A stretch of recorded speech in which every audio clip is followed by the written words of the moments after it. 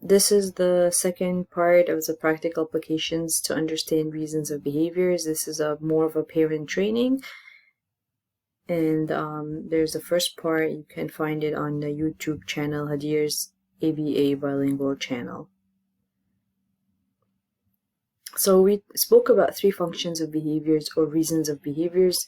Now we're going to talk about the fourth one, which is caused by automatic reinforcement. What does that mean? It basically means that there's a reinforcement relation that occurs without presentation of consequences by other people. So response products that function as automatic reinforcement are often in the form of a naturally produced sensory consequence that sounds good, looks good, tastes good, smells good, feels good to the touch. So basically it's something that you do or someone does to make themselves feel better. So again, it could be some kind of behavior that reinforces itself, so it continues to happen in the future. And usually automatic function or automatic reinforcement does not depend on some other people. So it's called not socially mediated because there's no one around to give you the consequence, which is reinforcement. Unlike the other 3 that we spoke about, the attention, the tangible, and the escape. So let's talk about some examples of automatic reinforcement. And, some of the things we all do are like drinking water or eating food. And in the behavior of drinking water, there's no one around to give you a consequence. The behavior basically in itself is satisfying. And if you're thirsty, you're drinking the water. The behavior is giving you, or the behavior itself is a reinforcement. So in the future, whenever you're thirsty, you're going to drink water or eat food. And you don't need anybody around to do that for you if you're capable of doing the behavior, of course. Playing music or an instrument. So if you're in a room by yourself playing an instrument, maybe the sound of it makes you play more. Maybe the way your fingers moving or hands moving to play, it's reinforcing. So you continue to play it. Or for example, singing. Some of us just sing on their own, while they're doing stuff. There's no one around to give them attention. There's no one around to give them a tangible, no one around to give them escape from something. It's just a behavior that in itself is reinforcing. A lot of us bite their nails, rocking your leg. This is more common if you're sitting somewhere and, for example, it's taking too long. I don't know, it's a lecture or some kind of meeting and it's taking too long. Some of us start to shake their legs or rock their legs. And it does give some sensory feeling or some stimulation, and that makes you maybe more able to sit for a longer time to, complete your whatever you have to do. And, moving your leg becomes more of a sensory thing that's, or a behavior that's more reinforcing to you automatically, because there's no one around to really provide a reinforcement or a consequence, and it becomes automatic again because it's the behavior itself within itself is reinforcing. Sucking your thumb. So we see this a lot in babies and toddlers. They suck their thumb and we know it feels good to them. Some of them use it when they're going to sleep. Some of them do it when they're watching TV, when maybe they're bored. But it's in itself reinforcing. There's some stimulation in it. And if it's not, connected to any other function such as attention or escape from something, then it's mainly automatic. So if your toddler is sucking her thumb and you're not really giving her attention when she does it, or you're not, kind of like giving her a tangible so she would stop sucking her thumb, then most likely the behavior is automatic. So if she's doing it before she goes to bed, she's not trying to get your attention. The behavior is automatic, which means, again, it's reinforced by the behavior itself. So these are all examples of things that, we do and many people do. But however, some behaviors we see in more like kids or students who have some kind of developmental disorder or some sensory needs. And you would see some kids flapping their hands, banging their head, picking their nose. And these are the behaviors that sometimes parents come and say, I'm not able to function, or my kid is not able to function because, everywhere we go, he started banging his head, and sometimes, of course, it causes injury. Or flapping their hands or his hand because, he liked the sound of it. The sound of clapping is reinforcing. I'm sorry, flapping, but, also clapping is a good example.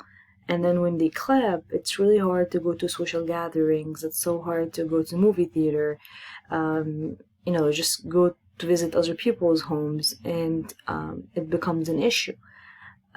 So there are some behaviors that are normal, or we call them normal. Some are a little bit hard to deal with. So let's talk about how to know if the behavior you're dealing with is really automatically reinforced. Okay, so of course in 1982 this study was done, and based on the study we started doing the function analysis, or what we call function analysis, and it's basically a way to analyze the behavior and see the cause of it, and decide which of the four functions, which one is reinforcing the behavior. And the four functions again are attention, tangible, escape, and automatic. So the function analysis is basically you're putting it's a little study or experiment, and you're basically putting the kid or the individual you're trying to understand the behavior in four different conditions. The first one is attention. So you put a child with an adult, and every time this behavior you're trying to study happens, the adult will give this child attention. And you would see if the behavior keeps happening, and if it does keep happening over and over again during this condition, you could say that it's most likely due to attention, because, whenever we give them attention, he does it again. I give him attention, he does it again. So he's seeking attention, or the behavior is reinforced by attention. The second condition used was play condition, and it's basically giving kids preferred items. And this is not, and this environment was not basically the preferred items were not given only when the behavior happens. It's everywhere. The stuff they like. There's an individual there, an adult there. So they call this a control condition. It was more like, you know what, this kid has everything now. He has he has an adult with him. He has toys. There's no demands in this condition. So basically, everything a kid would work for is there. So they wanted to know if everything is available, would the behavior happen or not? It's still happening or not? And then you have a demand condition, when an adult demands something of the kid, and the kid would do the behavior, and if the kid does the behavior, the demand will be removed, and that's basically enforcing the kid or the behavior through escape. And then the final condition was alone. So you leave the kid alone in a room with no toys, nothing, and see if the behaviors happen. And the play and the alone condition were more likely the ones that would show if the behavior is automatic, because basically if the kid is left alone, there's nothing around, and he's not looking for attention because there's no adult there, basically, there's nothing to escape from. There's nothing in the environment. Would the behavior happens or not? And if it's automatically reinforced, the assumption is yes, it would happen. It will continue to happen every time this kid is left alone. Okay, so that was in 1982, and then in 2013, this other study happened, and it focused on evaluating brief exposure to alone or no interaction condition as a screening procedure for problem behavior maintained by automatic reinforcement.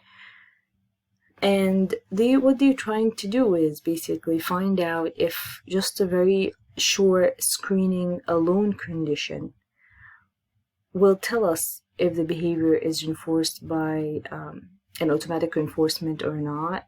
And they're basically just trying to see if we really need the very long function analysis, the typical one with the 4 conditions. And by the way, if you use the 4 conditions and you don't see a pattern, or you don't see that, one condition showed more behavior than the other, you're going to have to keep repeating the conditions until you see a pattern, and that takes a long time if, it's not, obvious, or it's not easy to figure it out. So for this study, they tried to minimize the time of the function analysis by doing one condition, and they called it alone or no interaction condition, because some of the time they had an adult in the room, but this adult did not interact with the kid. So what they did was that they had 30 clients. Some had intellectual disability and some had autism. And the behaviors they chose were property destruction, stereotypy, and self-injury. And they didn't really know the reason of the behavior or the function of the behavior. But what they did was that they started with alone or no interaction condition, which lasts for 5 minutes. And they did it for 3 to 5 times per day, 1 to 5 times per week. And if behavior was not maintained across the sessions, then more conditions were added. So they figure out this kid, when left alone over and over and over again, if the behavior continues to happen, then it's probably automatic. But if it doesn't happen, or it's not maintained throughout the sessions or the times we tried it, then maybe there's some other function. So let's continue our function analysis and add more conditions. And of course, the ones that did do the behavior over and over again in the alone condition were considered to be doing the behavior for automatic reinforcement. So no more conditions were added, and they were classified or categorized as behaviors due to automatic reinforcement. So the hypotheses were made on which behaviors were maintained by automatic and which were not. Then what they did here, after they finished their first session, which was alone, and they figured, okay, these behaviors are maintained by automatic and these were not, they did a full function analysis procedure over all the 30 clients again to determine the function.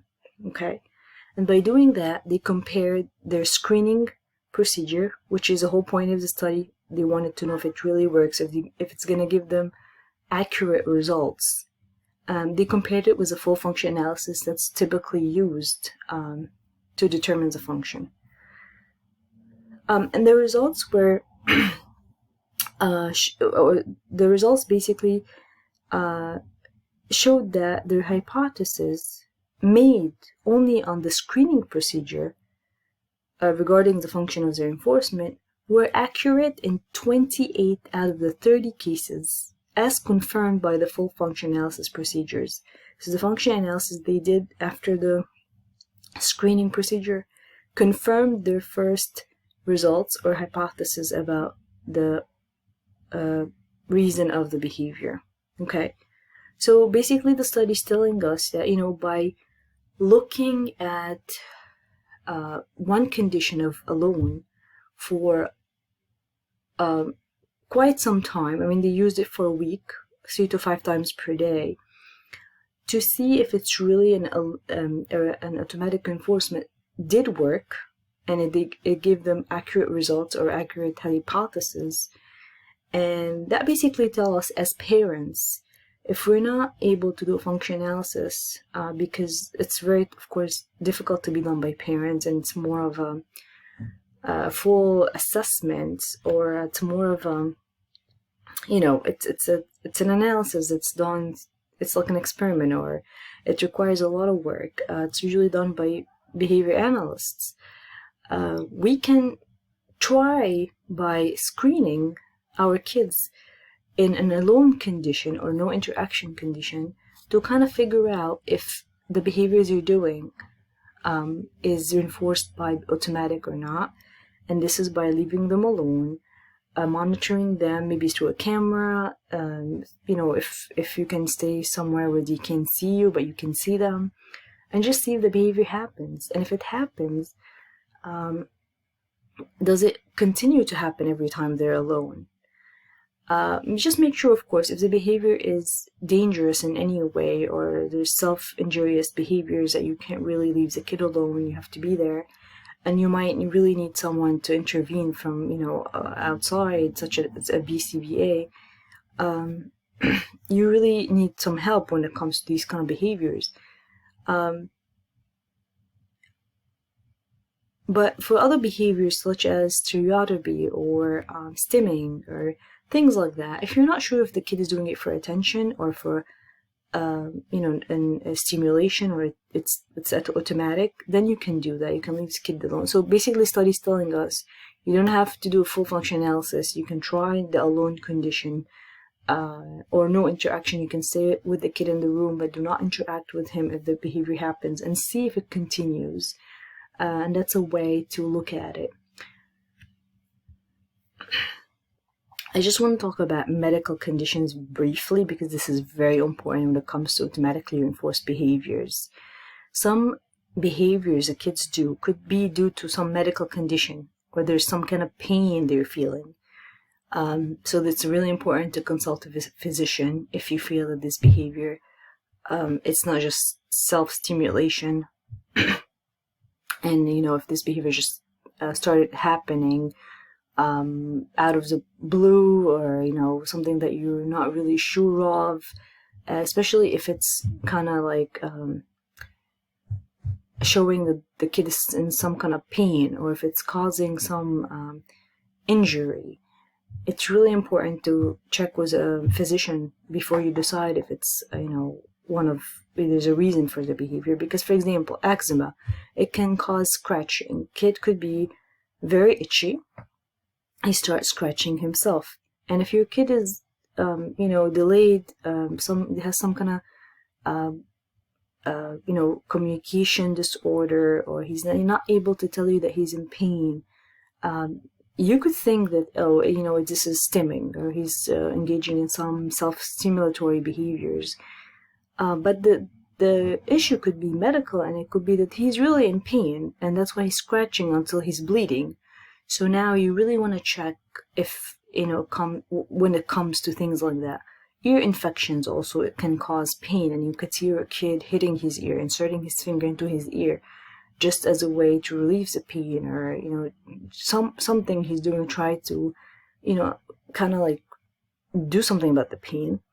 And it's really important to get his ear, checked, see if there's any infections. Why is he touching his ear? This is really important, because then if you fix the medical issue, you wouldn't see the behavior.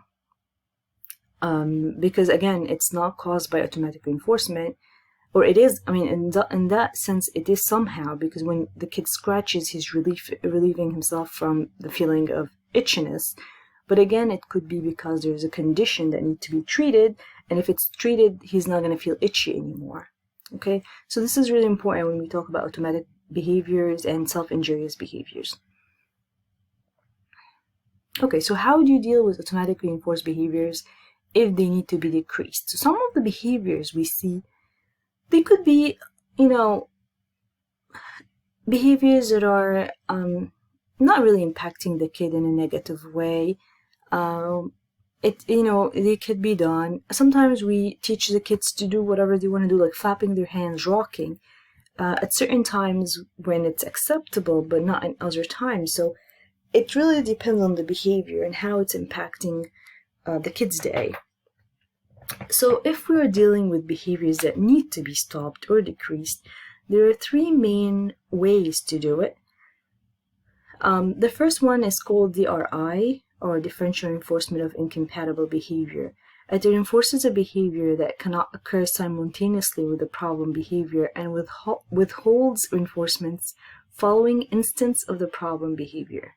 So example, thumb sucking versus making shapes with Play-Doh or clay. So if your kid is holding something in both hands, and engaging in some activity, there's no way they're gonna suck their thumb, because basically it's incompatible. This behavior is incompatible with the other behavior.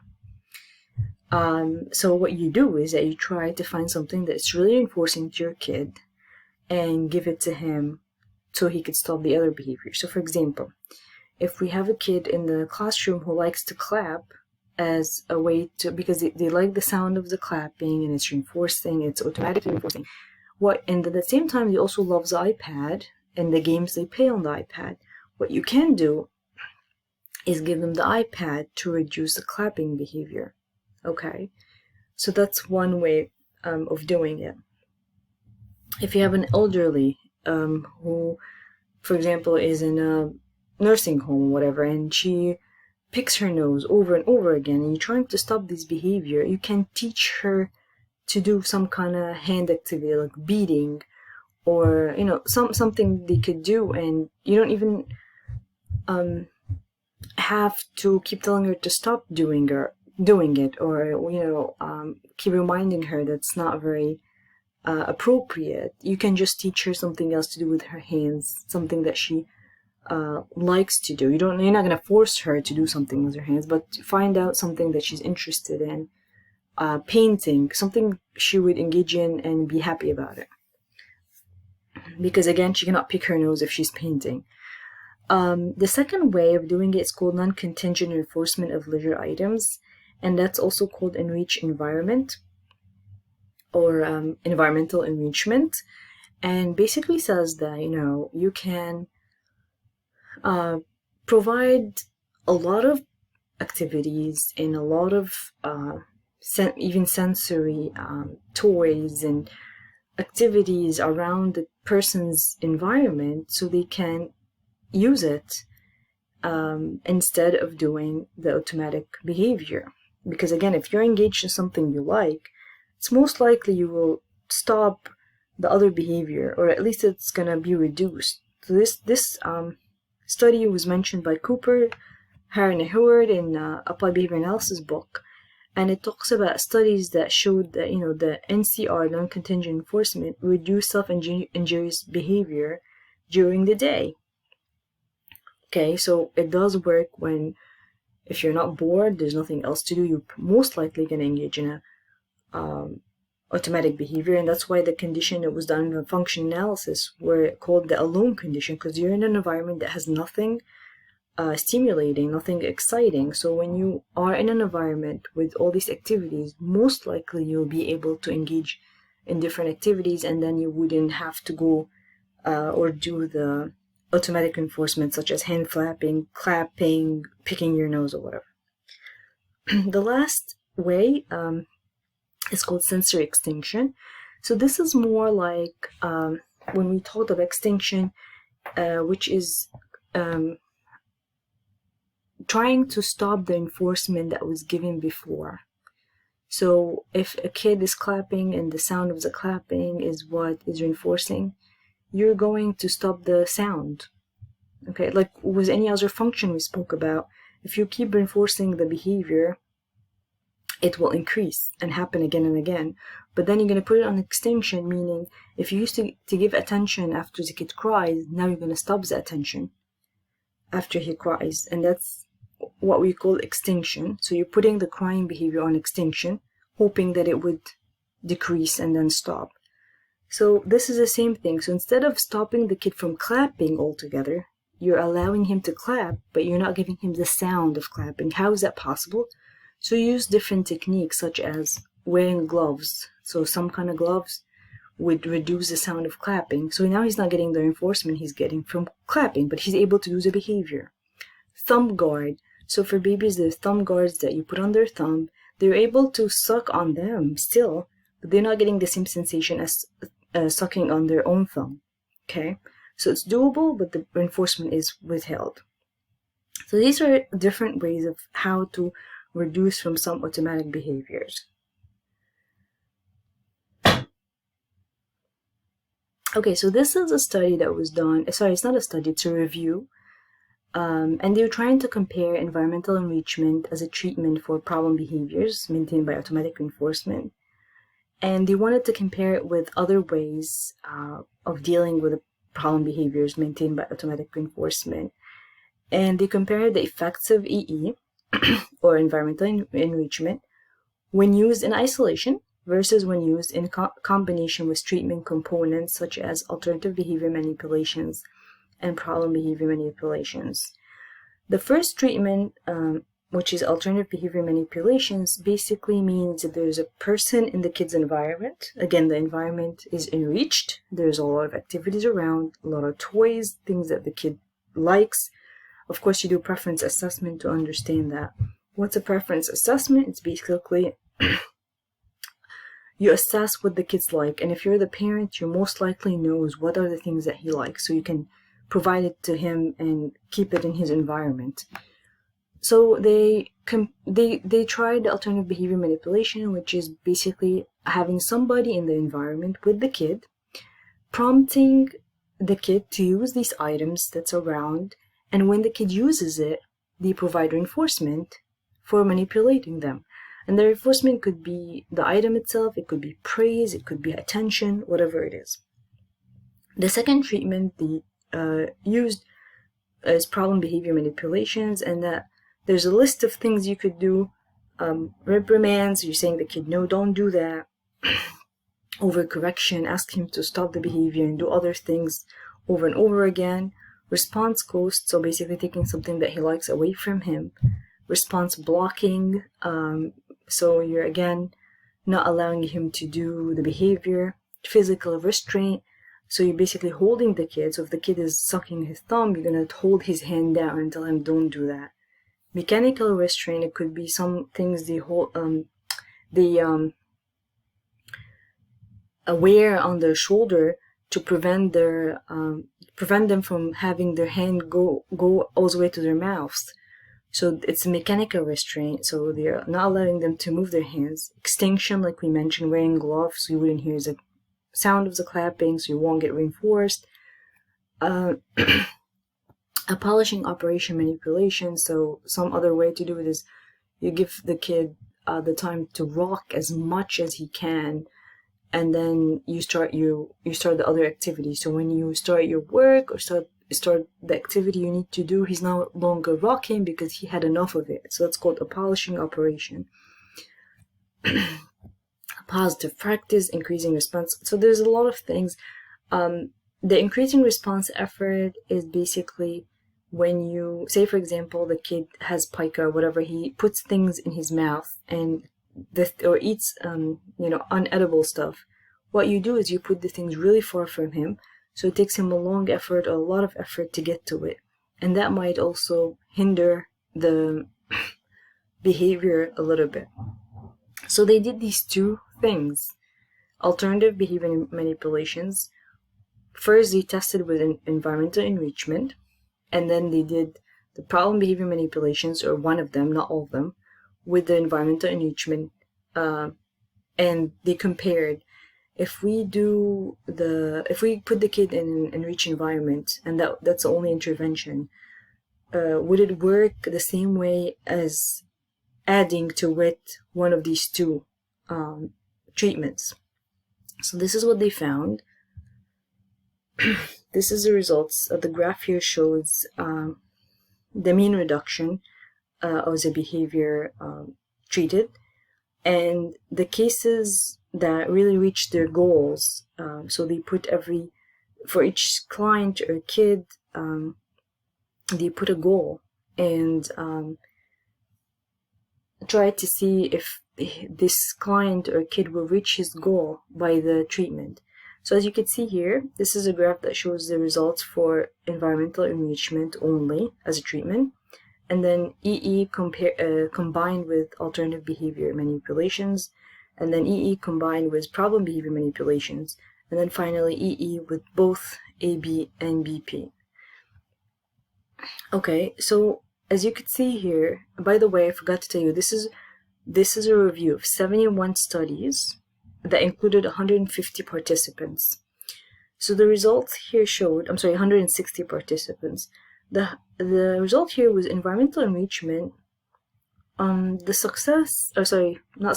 percentage of the behavior reduction was almost 60%, which is not bad, of course. And then 65 out of 159 clients reached their goals.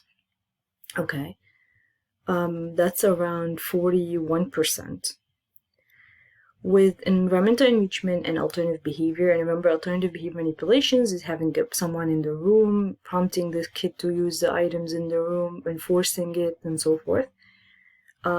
Around, would say 50% of the behavior was reduced, and 7 out of 21 participants reached their goals. So that's like 30%. With EE and problem behavior manipulations, it went all the way up to 80%, and 80% of behavior reduction in 13 out of 24 participants, which is not a lot for the participant, but for the ones that worked, there was a high level of behavior reduction. And then finally, when they used both alternative behavior manipulations and problem behavior manipulations with enriched environment or environmental enrichment, it went all the way up to maybe, I don't know, like this is more than 80%. But then 14 out of 18 participants reached their goals, which is around 70-something%. So looking at this, it's 40-something% of participant compared to 70-something%. That's of course much higher rate of success. So it's basically telling you that yes, you can have an environment that has a lot of things going on, activities, toys, but still it's not as good as combining it with the other methods and having somebody there to prompt the kid to use them, to enforce the kid to use them, to reprimand the kid when he does other problematic behavior, or use response cost, overcorrection, a polishing operation, all the things we spoke about when it comes to problem behavior. So this were their results. And something else they found, that the items used in the environment which related to the problem behavior worked better. What does that mean? So the examples I gave was, if, for example, if a child used to play with his saliva, that was a problem behavior. And there's a lot of kids who likes to play with their saliva. They spit, they play with their saliva, they, some kids also play with their vomit, things like that. They found that if the environment has something similar to saliva, or has the same sensation, such as shampoo, this worked better with the kid than giving him a stuffed animal, okay? Because again, the stuffed animal would not give you the same automatic reinforcement your saliva will give you, and that's why shampoo worked better in this case. The sensation is different. The study mentioned something very important, is that if the children did not have play skills to interact with different items in their environment, the environmental enrichment would not work, or could not be considered when they tested it. So if you have a kid who's severely delayed, they have low muscle tone, they're unable to use their hands, manipulate objects, then you cannot really test that condition because they can't be engaged in it. And if they can't engage in it or in their environment, you cannot test if it works or not, okay? And that will take us to the next thing we're going to talk about, which is basically skill deficiency versus performance deficiency. And we're going to answer this question: why play skills are needed for environmental enrichment to work?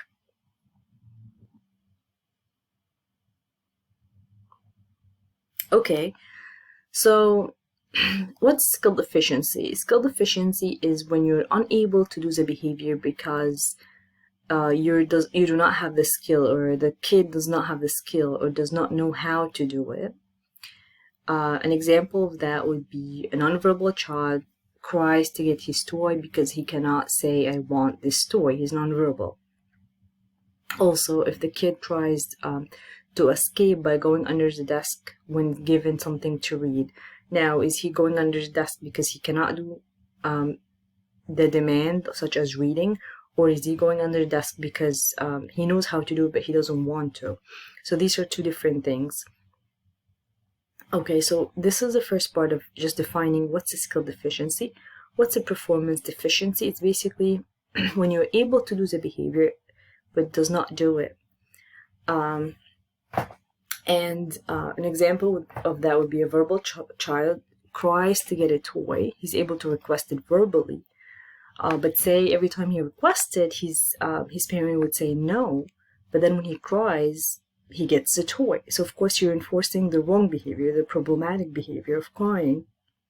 So then the kid would most likely, even though he's able to speak, he's most likely going to cry because that's a behavior that has been reinforced. For example, a kid can read but wants to play with an iPad, so he goes under the desk. So now he's escaping from reading and engaging in a behavior that was reinforced by escape and tangible, because he's escaping from something he doesn't want to do and he's getting something that he likes to do. So these are examples of a kid who is able to do the behavior that's asked of him, or the appropriate behaviors, but does not do it because either the wrong behavior was reinforced or the problematic behavior was reinforced over the appropriate one, or because he wants to do something that he whatever is asked of him is not something that he likes to do, and therefore he tried to escape, or he does other inappropriate behaviors to get what he wants. Okay, so let's go back to skill deficiency, which basically, again, you're unable to do what's right, and that's why you are engaging in inappropriate behaviors. So our focus here should be to teach replacement skills or work on poor skills to provide the child with the ability to engage in appropriate behaviors. So if your kid cannot talk and it's so hard for him to communicate his needs, and that's why he cries, and the behavior of crying just keeps, increasing because it's being reinforced. Now what you could do is try to help your kid communicate, and that's by using, that's an example, of course, a communicative device. So some of the kids would get some kind of iPad, they would press a button to speak, basically you're giving this kid some kind of speech. So they're pressing the button, the iPad is talking for them, asking them for whatever they want. Another thing is called a picture exchange communication system. So they use pictures to communicate their needs, or visuals. So these are ways to help the kid with a skill deficiency. The performance deficiency, what you should focus on is differential reinforcement. We spoke about it in the first part of this training, and it's switching your reinforcement to be given after the appropriate behavior and not after the inappropriate behaviors. But you can tell me, but you know what, I don't want to give my child the iPad when he goes under the desk, so now what is the solution? Well, there's different ways you could do it. So that's an example right here. Here you go. You can use antecedent intervention, which means you can give this kid a break or the ability to play with the iPad sometime before he starts doing his homework. You can make a deal with him, tell him if you do 15 or 20 minutes of work, you get the iPad for 5 to 10 minutes. You have to figure out a way to reinforce the appropriate behaviors. You can also, don't wait until he goes under the desk. If you know that your kid can work for 15 minutes and it's really hard for him to sit for longer, you can give him as a break before he goes under the desk.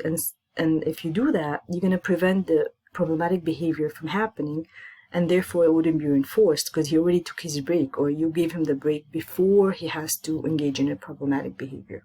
Okay. So this is just, I wanted to, end my presentation or my training with skill deficiency versus performance deficiency, because you don't want to be unfair to your kid, saying, oh, he does this behavior because he wants to get what he wants, or he's doing this and he's not telling me what he wants. Your kid could have a skill deficiency.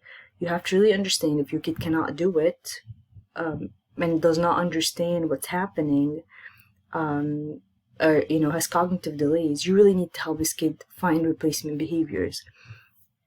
The second example I used here was cannot read. So what are you going to do if your kid cannot read? Every time you're going to give him something to read, he's going to go under his desk. Now, having a break before he goes under the desk wouldn't work here, because the issue really is that he cannot read. He has a skill deficiency. So what you're going to do here is you're going to have to figure out some intervention for reading. You're going to have to help him read. Find a program for him to read. Find some help. Sit next to him and help him read. teach him how to read. So this is totally different. It's the same thing, same behavior going under the desk, but for two different reasons. And you really have to work on which reason, why does it happen, and then go from there, okay? So that's basically it. These are the references I used for this second part of the presentation. The training was developed and presented by myself, Hadir Iskandar. I'm a board-certified behavior analyst and New York State certified school psychologist. Make sure you watch the first part of this training about the other functions of behavior and how to understand the reasons of your kids' behavior. If you like them, please subscribe to the YouTube channel. It's called Hadir's ABA Bilingual Channel. There's also Arabic videos in there if anybody is interested. If you have any questions, you can email me at hadiraba@gmail.com. It's HADIERABA@gmail.com. Thank you so much for watching.